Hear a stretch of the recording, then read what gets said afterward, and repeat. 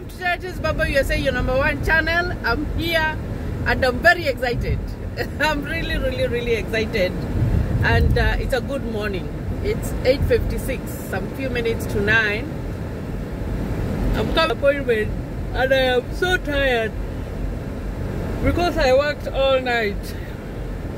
And then I went home, picked up my daughter, took her to school, and then I went for my appointment.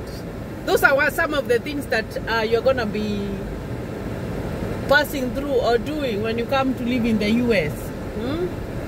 Those are some of the things. But before I go far, I want to thank you guys for supporting my YouTube channel. For the new people, welcome to this family, Charities Baba USA. My name is Charity Nganga. Remember to comment, remember to ask a question. I talk about the DV lottery, and why I talk about the DV lottery. This is for the new people, is because I came to live in the US through the DV lottery. And since I came, my life completely changed. So when you win the DV lottery, your life will change. And that's why I like to enlighten people about it, because when we got our DV lottery, we didn't know so much information. We just knew a little bit. My fan is making a lot of noise. I'm gonna reduce it a little bit. It's making so much noise. So we didn't know much, and that's why I like to talk about the DV lottery, so that I can enlighten people. So like I was saying, if you come from Africa or you come from another part of the world, that is very easy to hire a nanny or a house girl to watch your kids. You find that when you come here, it's very different, guys. You cannot afford. It's very expensive. I don't know if I've ever told you the story when we came in, because I was used to, excuse my yawning, I pulled a 12-hour shift and it's early in the morning, so I am very tired. But I'm gonna do this video, guys, because if I don't do it today, I won't get time to do it. Now, so one of the things that you're gonna live without is a house help, someone to help you with your house chores. So when you come in, whether you are single, whether you're married, it is you and your kids. So you have to manage your time. You have to know how to prioritize, because kids will need to go to school. Kids will need to be taken care of, and all that is on you. So that's one of the things that that changes, because if you go for daycare, I do remember I had gone to ask for a daycare center when we came in, because I felt like I wanted to go to work. But when I went, the money that they told me that they charge every week, the job that I was gonna get for a CNA, I could not even, that money I could make closer to that in 2 weeks. So in other words, I could not be able to afford that. So those are some of the things that you will have to stay with, and know that you have to take care of your children one on one. Now, there's some questions that have come up. Some people are asking me about my license, if I was a nurse when I was in Kenya. No, I was not. I was not a nurse. I was a hairdresser. I was a hairdresser in Kayole Estate. I used to have a college where I trained people on hair and beauty. I also keep tabs with the students that I used to train, and some of them are doing very well, because my story is very it's interesting. Because when I was a young child, I was very smart in class, like really smart. And you know, when you are very smart, and at our time, everybody, your parents, or the expectations of the society, where you are either gonna become a doctor, you are gonna become a teacher, you are gonna become a lawyer, all those big jobs. But it depended on if your parents did have money to take you to school, And even if they had money to take you to school, if you went to school, were you able to go to college? So despite being very, very smart or whatever, I never was able to go to college. I just went to high school, and then when I was done, there was nothing else for me to do. So I decided to do hairdressing. At our time, the people who were doing hairdressing, it's not like right now, guys. It was different at that time. Because I do remember, if you were going to do the hairdressing, most of the time it was done by the people. They did not go to high school, they reached class 8. So their parents would take them for hairdressing, or they would take them for tailoring. Those were the courses. But for the people who went to school and they did well, they were going to college. But us, we didn't have money to go to college. So I decided, instead of staying with nothing, then I would do hairdressing.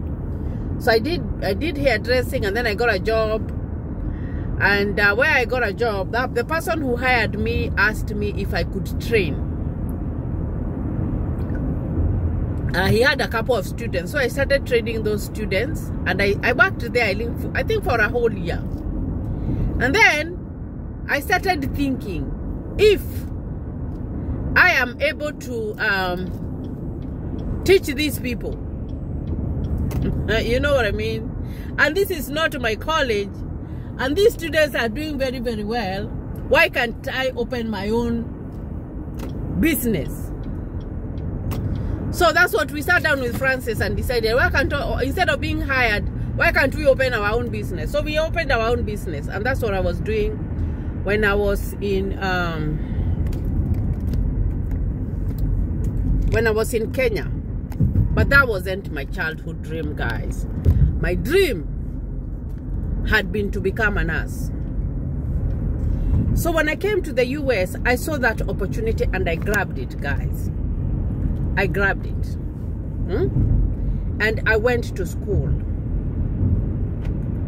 It hasn't been, I wouldn't say that it has been like just going to school and finishing ASAP and I am done. No, my schooling was different, because I remember my first class I took in 2015 in May, and those were prerequisites. I could do them little by little because I had kids, so I wasn't able to go full time. So I did them little by little, and then I did my nursing entrance test, and then I applied, and then I waited, and then I got into LPN. I did my LPN. I went and got the license, and I started practicing as an LPN. An LPN is a nurse. There's a difference between an LPN and the one that I am going to graduate now, a registered nurse, because when you are an LPN, you are a nurse, but there are some limitations. For example, if a patient is getting like cancer medication, or if a patient is being given blood, as an LPN, you cannot do that work. So I always felt like I was restricted in some way. And that's why I was like, I'm gonna go to school and become a registered nurse, you know. And I still continued doing more classes here and there until I was accepted and I did my schooling. And I am finishing now in 2023. But nursing school doesn't take all those years. If I start counting, it's close to 8 years. It takes a shorter time, but it depends on your commitments. So you can still do it in 2 years to 1, 2, 3, 4. 2 years. Or give it 3 years after you count 1 year is for doing your prereqs. You can do it in 3 years. But me, I wasn't able to do it in 3 years because I had to stop and work. I had to stop and take care of my children. I had to stop and have more babies. So that's how I did it. But I wasn't a nurse. It took a lot of determination and a lot of support. Because another thing, without support here in the US, you're not going to be able to do well in school, especially when you have a family, you have kids. You will not be able to do well in school. You must have a very, very, very, very good support. And I thank my husband because he has supported me like 100%. He took over everything for me to be able to study and it's stressful. It can be very, very stressful. I do remember I was very stressed, especially the last two semesters. I was really, really, really stressed, but God saw me through. So even when you come here, whether you are a parent or what, if you want to go to school, you can go to school, and if you feel like you don't want to go to school, it's still okay. So don't worry about that. Now, there's another person who was asking if they can get sole custody after winning the green card. Now, there's one thing that I need you guys to know. The green card does not influence you are getting a sole custody or any custody for your children. It doesn't influence anything. It doesn't. So those are your things whereby they have to be in order. Whether you have the green card or not, they have to be in order. You have to know, like you have to know, are those kids, do those kids belong to you, or do they belong to you with another person, or do you want to still have joint ownership with that person who is not helping?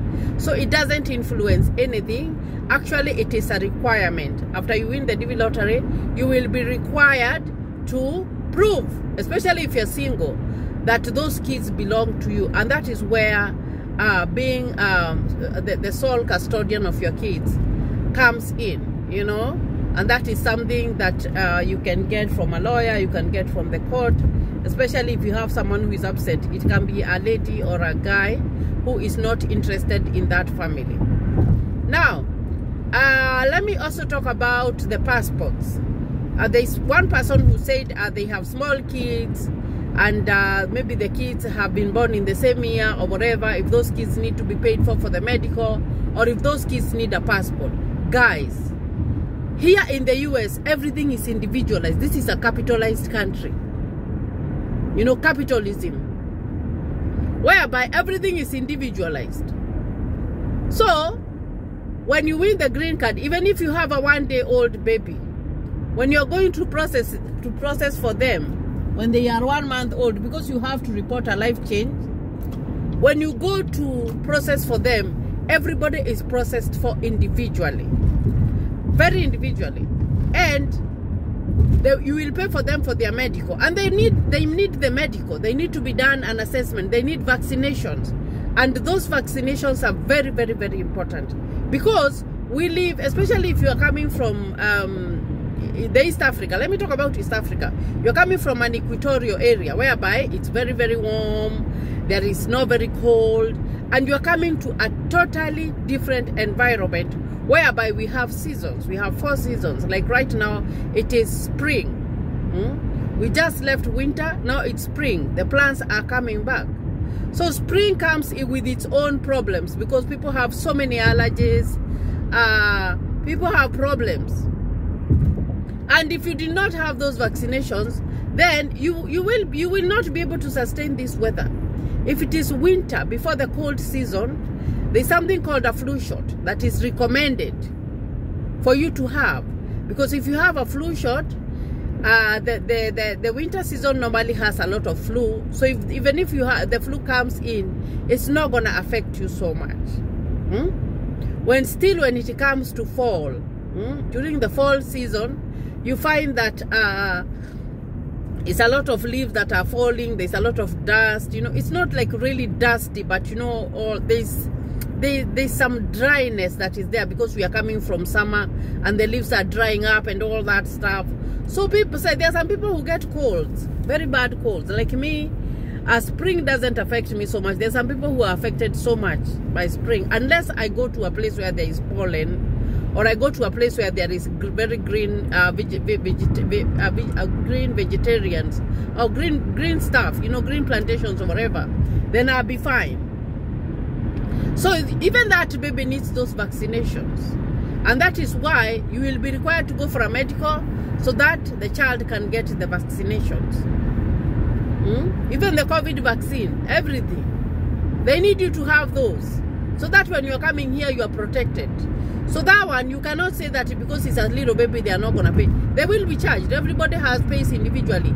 And when you win the green card lottery, when you get your 2NL, it has that information, even the payment that you're going to pay, the amount, and also it has the information of the amount that you're going to pay for the visa. So if you're going to pay, for example, I'm just going to give a vague example. Maybe you're paying like $300 for, oh, what the heck is that? Maybe you are paying like, is it $30? $30 for the visa. If you have a baby, if you have an adult or whatever, everybody is gonna pay the same amount. It's not different, guys. I need you to get that correctly. I need you to get that it is not different. Now, there was another question that I was asked, and I just remembered that one. So the person was saying the visa, when you get it, or no, when you go for medical, is when your visa time starts counting. No, it doesn't start counting there. The visa for that time, that duration of 6 months starts counting the moment your passport is stamped with the visa. That is after your interview in the embassy. That is when your 6 months start. They don't start when you go for the medical. When you go for the medical, you are required to have the passport, but that's all. They don't do anything with your passport. You don't have a visa. But after you have gone to the American embassy and you have been given you have left your passport there, and they will stamp it, and they will tell you that they are going to send it in the DHL. When you look at the visa that has been stamped in your passport, the date on that visa is what? From that date is when you start counting up to when the 6 months are gonna expire. Because I saw like there was someone who was saying no, it starts from the medical. No, it doesn't start from the medical. It starts as soon as your visa has been stamped. So it's very, very, very important for you to know that. So I'm gonna take a right turn here. So I've exited the highway. Now I am on the residential. So I hope we are clear on that. Now another thing, if you had included all your family members in your DV lottery, there is nothing to worry about. Even if you didn't do a white wedding, I told you guys as we hadn't done a white wedding. You know that wedding for paperwork, we hadn't done that one. We got to do that one after we got our green card, and it is okay because you know culture. And I've talked about this, guys. If you got married because and your husband paid dowry, or you got married and you have been living together, you have kids, but you still don't have that paperwork, the only thing that you need to do after you win your DV lottery is you can go to your church, or you can go to the court. Even the court, you can go and do the wedding that is done in the court, and you just get the marriage certificate. As long as it is authentic, it must be authentic, guys. So when you get that, even let's assume you've lived for 10 years together and you didn't have a marriage certificate, and maybe a question pops up, of which most of the time it doesn't, because guys, when you have won the DV lottery, sometimes the questions are not so many. If you have given the right information and you have provided the documents that they asked you for, they are not going to ask you so many questions. Like I told you guys, when we went, we were only asked 3 questions. Just 3. They asked us our name, they asked us where we were going, and they asked us if those were our kids. And that's it. And then that lady gave us the visa. That was it. Like just 3 questions. Our interview took like less than 2 minutes. We were done. So if you follow the instructions that they are telling you, and you stop listening to what other people are telling you, because maybe someone's experience, when they went to the embassy, they went to do they went for a different kind of a visa, and maybe they did not get it, or maybe they got it, and then they are giving you that experience of that different kind of visa. No, visas are different. If you want to get more information, go to travel.state.gov and talk and listen and read, and you will find out more information. And you can even verify what I am saying. I like to be verified. Now, so I've talked about that. I've talked about passport for the kids. Now let me talk about the photo. The DV lottery photo is a very important aspect. On the DV lottery photo, there's one person who is saying that they submitted the application, but they did not submit a photo for one child. And I wonder how it went through. I'm wondering, like, how did it go through when it was blank? Because maybe it did, but I tried. But it didn't go very, it doesn't, it refuses. You know, when it says that you need to upload a picture first. So I don't know how they did that. But if you didn't, then I don't know. because you find that the DV lottery, it's a selection. It's like, I would say it's like an algorithm that selects the entries. And first of all, before you are selected or before you win your DV lottery, they first of all get rid of the ones that have mistakes. Of course they do. So if your photo was wrong, you might not be selected. But if you are lucky and you are selected and your photo was wrong, then you have to do a correction when you're doing your DS260. Take the right photos, take professional photos, and then upload them. But those mistakes are the mistakes that make even your entry not to go to the selection pool. You know what I mean? So it's very, very important to read the instructions. And these videos are here to help you guys. To help you so that you can be able to do your application correctly and properly. Because it's important for you to do it right, so that even if you don't win, you will say, I did the right thing. Maybe it was not my luck this time. Maybe I will be lucky next time. So it's very, very important for you to do the right thing. Now, the other thing is, you applied for your DV lottery and you did not include your husband, but your kid's birth certificate has your husband's name, and now you want to add your husband on the DV lottery, on the DS260. Now you can do that. You can do it, yes, but those are grounds for you to be denied a visa. They don't like people to add people. They don't. I know there are some people, I've heard stories of people who did the application, they didn't fill out their family, and then capich, there is nothing that they could do. They just process themselves, and that was it. Because if you add a person, your chances of being given a visa is slim. You are destroying your chances. So why not? And I kept saying this, and for the new people who are going to apply the DV lottery this year, please, if you're married, include your family members. If you have 2 wives, you can only include 1 wife, but include all your stepchildren. They must be included. Stepchildren, adopted children, they must be included, guys. You cannot miss that. So that thing of omitting families, it's bad, because even in the rules, it tells you have to, everybody that you have to list. Even when you are separated, you have to list that person, even if they are not going to benefit from your visa. Now, there's the other person who was asking me about my case number. I can't remember my case number, guys. You know, I was even lucky to go. I went and found my green card paper, the one that we were given. But I can't remember my case number. Like, I can't. I lost that information. I don't even remember where my passport for Kenya went. I can't even remember. So, it's important for you to know that. Now, so the photo is important, and I've talked about a photo. And I'm going to talk about a photo more, so that you guys can know like what to do.